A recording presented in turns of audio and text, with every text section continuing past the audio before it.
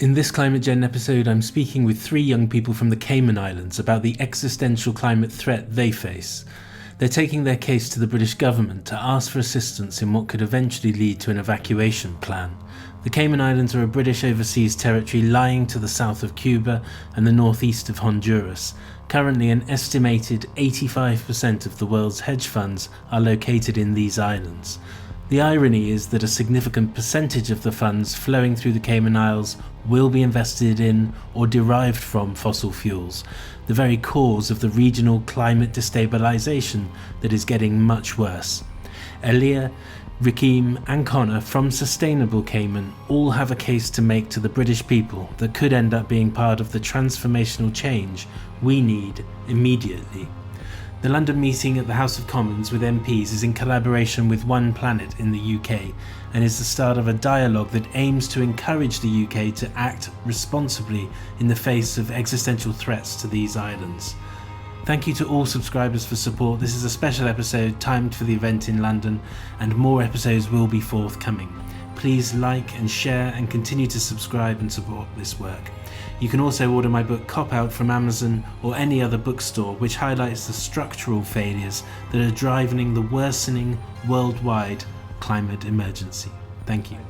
Rickeem, Aleigha and Connor, it's very, very nice to meet you all. Thank you very much for taking the time to speak to me. You're preparing to present to the British government a case for what you're facing in the Cayman Islands. Can you try and give us a sort of flavour of what you've already experienced? I mean, I know you've had a devastating storm very recently. Can you explain your experience of what that's like when these impacts strike?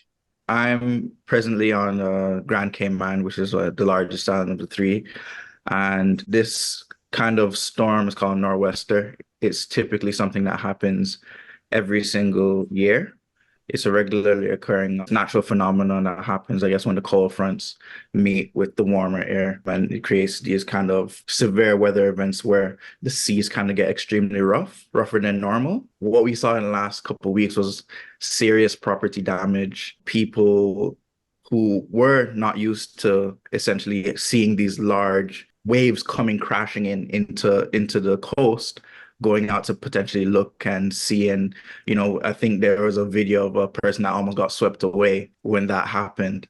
So hearing that these things are going to get worse, obviously with the climate crisis happening and these impacts coming more frequently and more severely, just seeing that the response, and the people are forgetting that in the past couple of years, what happened to the properties and the new inhabitants and that's come from abroad to come live in the Cayman Islands who weren't used to this and never really heard of this.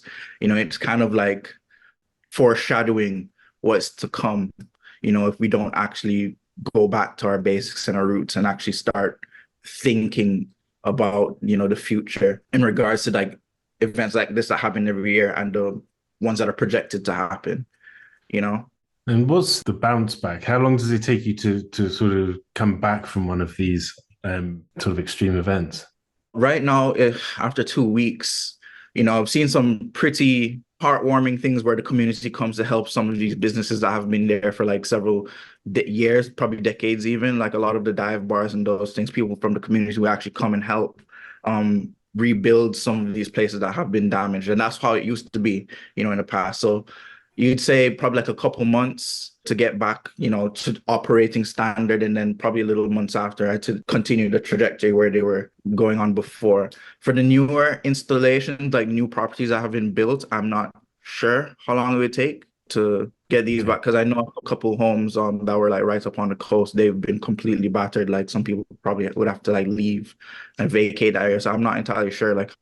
And you talked about the sea getting rougher. I'm assuming you get a tidal surge in these situations? You do. Yeah. The coastal properties, many of the people who have moved in to see the beach and to live alongside the other side of it is, the beach has the opportunity to come and see you inside of these houses. So yeah, that's one of the sides that you don't really think about. In that sense, you see a lot of frustration with the I guess lack of information sharing in that perspective. They come here to see these things, but you weren't really thinking about, oh, maybe we should have our important things higher up, because this is a thing that might happen. Speaking to scientists, they're saying, we're getting a buildup of much more moisture in the atmosphere. We've got this ongoing problem of sea level rise. And that's presumably a loaded gun to you guys because you are in that sort of trajectory. There's two parts to this question. So the first one is, how aware are people on the island? Obviously, you've been hit, so people are aware these things are happening, but how much is the awareness in the context of the wider climate change problem? And the second one is about the viability of everything going forward. I can answer the first part. So that's sort of my entire focus as a journalist. I kind of look to understand what people take from these situations and how they apply it to their daily lives. From what I've seen, there's an understanding of, the weather is getting worse and there are things that have an impact on the weather and that's impacting my livelihood.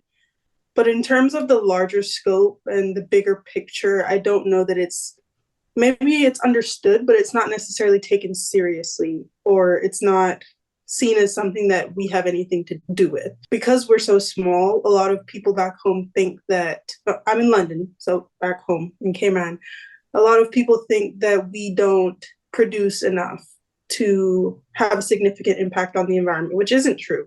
We consume a lot and we produce a lot of emissions, and people don't necessarily see the correlation between our output and our lack of sustainability connecting to the way that the weather is developing and the way that their homes are being destroyed in the process. And tell me the case you're going to make in the House of Commons, what it is you want people to actually acknowledge from the British side.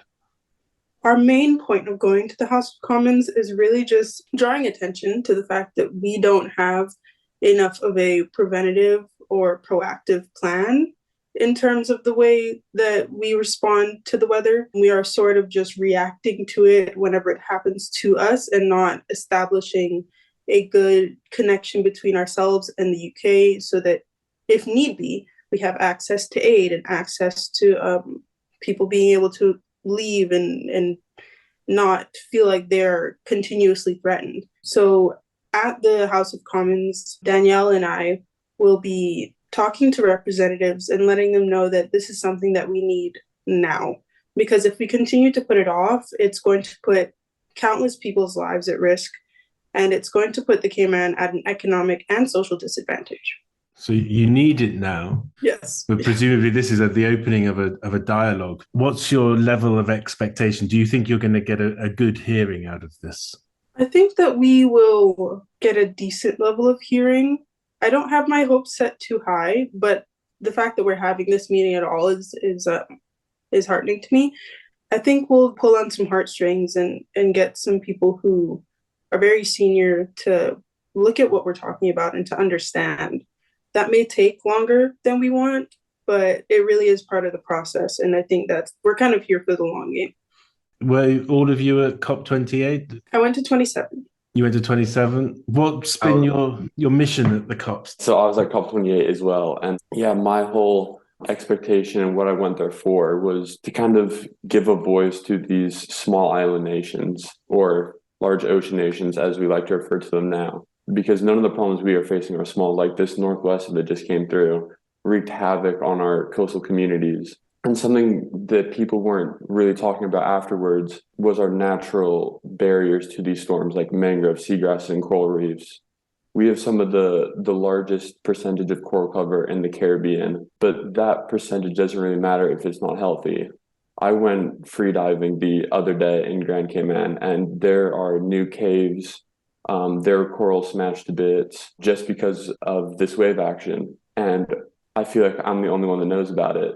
So I feel like it's kind of like my duty to go off and to explain this to as many people as I possibly can, because I feel like people really only care about and listen to stuff they can understand, which is why I'm so into education, because through that, you can teach people the problems we are facing today and how they can help and to keep them informed. So that was a big part of my push at COP28. if you look at it through the sort of coral lens, I've been talking to people, down around the Great Barrier Reef, which is in a sort of crisis point. I spoke to someone last week in Honduras talking about their coral reefs. It seems like it's almost like our overall climate thermometer at the moment, telling us about the health of the oceans and basically this sort of sensitivity to the damage we're collectively doing, especially in developed nations where the emissions are so high. So there is a responsibility for the British government and other governments to respond right across the board. Can I ask about how much is the youth voice getting heard? How much do you speak to each other? What's the level of awareness? Can you give me a sort of insight there? Well, in my experience, like the youth's voice is getting louder and louder every single year, every single month, every single day. You know, whether or not that translate into, actual action by government or, in policy, that's a little bit harder, but that's across the board. That's globally, youth engagement and youth capacity building is sort of like a new buzzword that popped up at COP28 and like even the last COP. But we are starting to see, more and more, I guess, active engagement from our government, from the decision makers, and they are taking us on board in terms of like building us up to actually make sustainability mean something. Because if sustainability means saving something for future generations, after you're gone, who's gonna be the one, taking that forward is the youth. So I think they're starting to actually think about that now. With regards to communication within our own like bubble, we speak regularly. Like even in light of this Northwestern that passed, everybody was sending videos of the event to every single person. Like there's some people up on top of their roofs, like, look at the sea from this angle, look at this, look at what happened in my community, kind of thing. And like the communication and knowledge transfer, and like everybody is kind of like on the pulse in terms of like the direction that we want to bring our islands in regards to like sustainability and climate change and climate crisis and sea level rise and all of these things. So it's very hopeful when you see all of the different faces. It's back ago, it'd probably be like one or two or three faces you see everywhere, but now it's becoming more diverse. You're seeing a new person pop up from the schools now, and different organizations that are like bringing people and posting them saying, this is our person who is like kind of our sustainability, our climate change actor, advocate, and ambassador. We want to push this person and make their voices be heard in terms of, getting their, I guess, not only opinions, but perspectives and knowledge disseminated across not just the youth, but the entire community. You talk about going up on the roof and filming these sort of, I mean, there must be a rising level of fear. Connor just mentioned swimming down and looking at the corals. Then you've got these storms, the actual being there during or witnessing the surrounding period. Is there a rising fear, do you think, that you're all kind of responding to as well, that's bringing you together, saying, we need to make some noise now? It's all getting a bit out of hand. It's partly those in the know who are like actively aware of what's happening, because some of these things aren't being spoken about. If you don't know, you simply can't be worried. I wasn't really privy to the conversation of, forced migration. That wasn't even in the front of my head. I was thinking of more like coral restoration, mangrove restoration, but like there's certain things that you can't really build yourself out of, or like try to keep up with. Like sea level rise is something that's going to outrun most of us. And us being a low-lying country, we don't really have any other choice when push comes to shove. And the worst case scenario happens based on the projections that have been published, with a couple decades down the line, this amount of sea level rise will equate to all of these things. So in that sense, people who are aware of that do feel that kind of push, that fire behind them, trying to get this ball rolling. Because right now, if the conversation isn't even being had, there's no preparation, and then there's no plan. And then when it's a reactive kind of situation, how many people are going to get left behind because you don't have enough time to account for them? So when you think of it from that perspective, and the people who are aware of that, you can actually feel that kind of tension in kind of everything that they do with regards to getting this message out. During COP28, a lot of the people from the Caribbean like to hang out and like talk to each other because we're all from the same region. And I had the pleasure of speaking to this woman from Dominica, and she was telling us this story that really plays into what these storms can do on someone's mental health. because Dominica had a very strong hurricane a few years back. And she was telling me stories of how ever since, every time it would rain, kids would be asking, are we having another hurricane? Are we having another hurricane? I might have to go back to the roof. Is it going to flood? So not only do we have to worry about how close we're building to the ocean, for example, but we also need to worry about how we're going to increase mental health during these times of crisis. Gosh.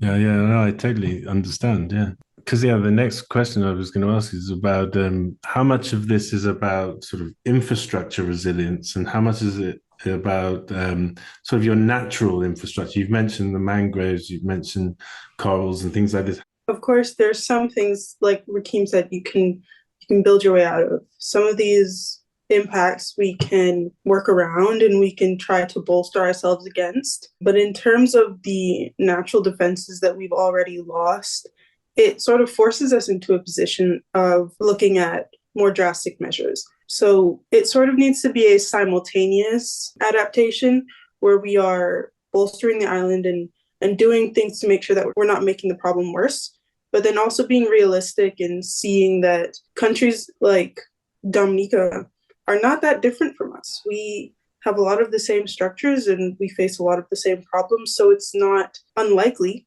that we will be in the same position in a few years. So in that vein, it needs to be a collaborative effort in terms of balancing, okay, how do we prepare for the future, but how do we also preserve the present? I hear so much from different industries and areas, all kinds of sort of facets where the key accelerator to resilience seems to be collaboration. It seems to be this sort of idea of sharing the progress you're making, how you do it, what you do. And it's good to hear that that's permeating through the region. People who live on these islands, the last thing they actually want to do is leave. Really, it's their home. And that's the point. So even some kind of evacuation plan is very much a last resort, But if you cast your mind forward, your imagination in some respects based on what you know, what would be your sort of positive best case and your sort of, I don't want to say worst case, but sort of it's on your radar, but you really want to try and fight it off? Can you sort of give us a picture of what you want to see versus what would be what you would not like so much to see? Like Aleigha was saying earlier, locally we do produce a lot of carbon emissions, but when you look at it from an entire world view, we obviously don't expel as much as, say, the US does. So what we can do locally will make a large difference locally, but it's what countries around the world do that will also impact us. So what we can do locally is not build so close to the ocean and implement buffer zones where you allow mangroves and other vegetation to grow between your house and the beach, so that we don't cause further sea level rise and beach erosion, because it's ultimately a legacy we want to leave behind. If we're going to have to be evacuated, we're going to want to say that we did everything we can to try to prevent this through implementing buffer zones, through protecting our central mangrove wetland. We don't want to say we continue to build luxury condos and hotels right on the beach, which only quickens the process.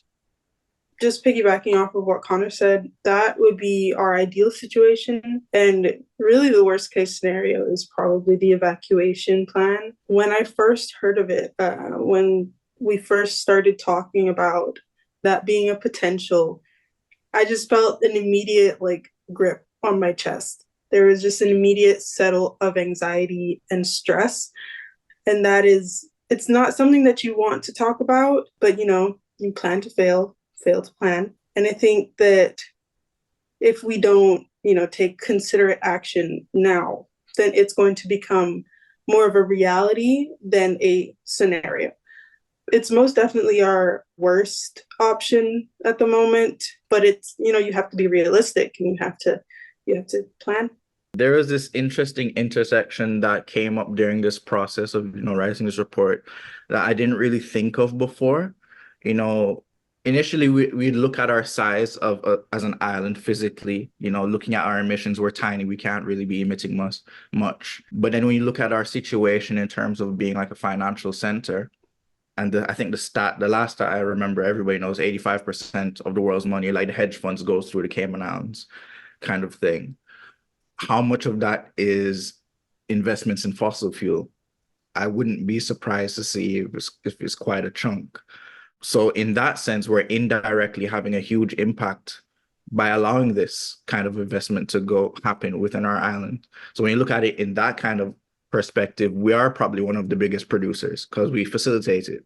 So in my best case scenario, any kind of situation where, and I know this sounds scary because like that's one of I guess it's like what our second largest bringer of like our GDP kind of thing, but like have some sort of steer these investments in a direction that turns away from fossil fuels.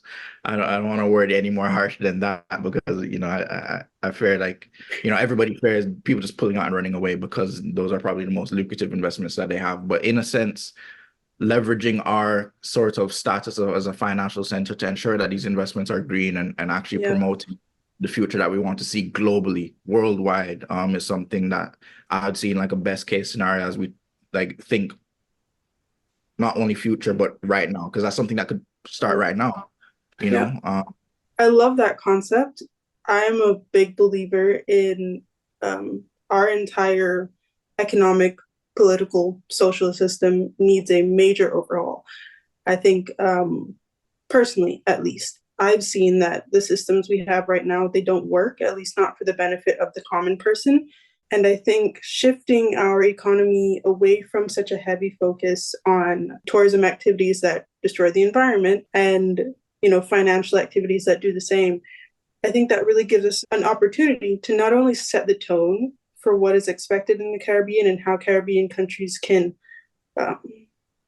function and prosper without being a detriment. I think it'll also give the Caymanian society something to say that they're proud of. I think a lot of us feel a bit detached from this sort of legacy that we have for tourism. Maybe if you spoke to our grandparents and parents, they would think otherwise because prior to the technological boom that we've experienced, they were more hands-on with the tourism industry. And now it's not the same. So we need to sort of shift away from this secondary idea of tourism and how much money it brings in and kind of look towards something that is a little bit more people-focused and more sustainable.